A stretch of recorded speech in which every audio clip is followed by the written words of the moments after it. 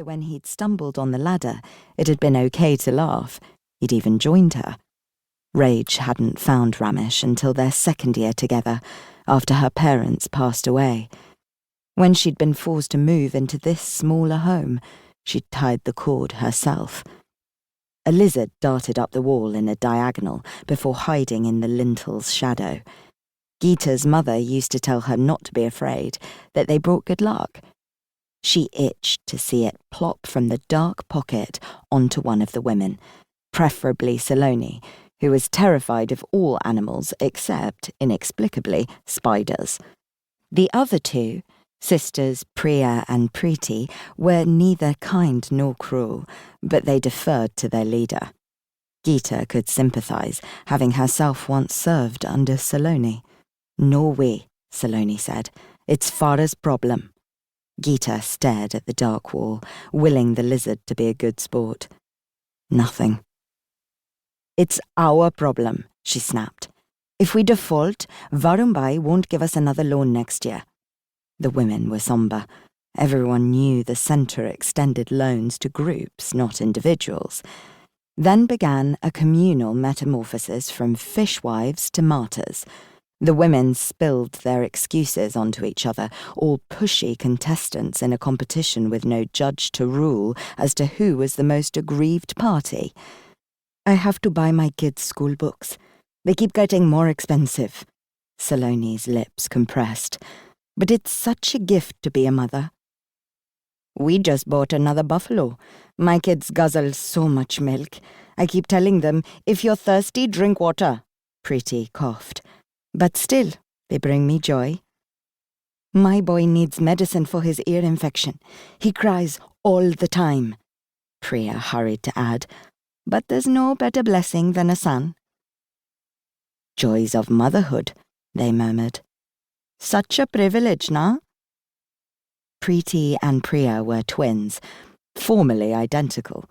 The scars across Preeti's face and neck shimmered like heat when she toggled her head in agreement. "What about you, Geeta-ben?" Saloni asked. Her upper arms were plump and wide, straining against her sari blouse's sleeves. But they then abruptly transitioned to the trim elbows and forearms of her youth. The two halves could have easily belonged to separate people. "Well, I don't have the joys of motherhood," Geeta said after the women were emptied of excuses. Her voice was patient, but her smile was feral. "But I do have the joys of sleep and money." No one laughed. The women looked at the ceiling, the fan, each other, the door, anywhere but at her. Geeta had long ago released the idea that one needed eye contact in order to feel seen.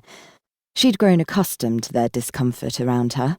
People didn't like being reminded that what you'd lost, they took for granted, though Geeta no longer felt like Ramesh had robbed her of anything by leaving.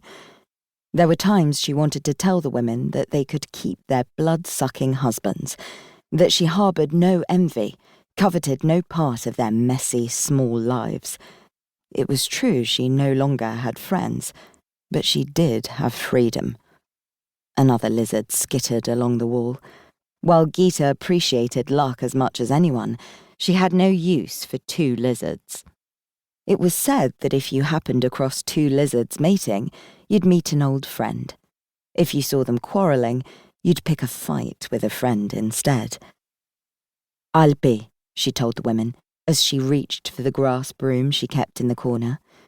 "I don't have children, I don't have a husband, and I don't have a buffalo." She tickled the ceiling corner with the jadu's stiff bristles. When that failed to cajole the lizards, she thumped the wall twice. Someone gasped at the loud sound. Priya scooted behind Saloni's larger frame as though Geeta were a threat, which many assumed she was. A churl who, depending on the gossiper, gobbled children, rendered women barren, or men impotent. That a woman had to have perished in order to return as a churl did little to staunch the village's rumours. Saloni blotted her upper lip with the back of her wrist. Fresh sweat bloomed quickly.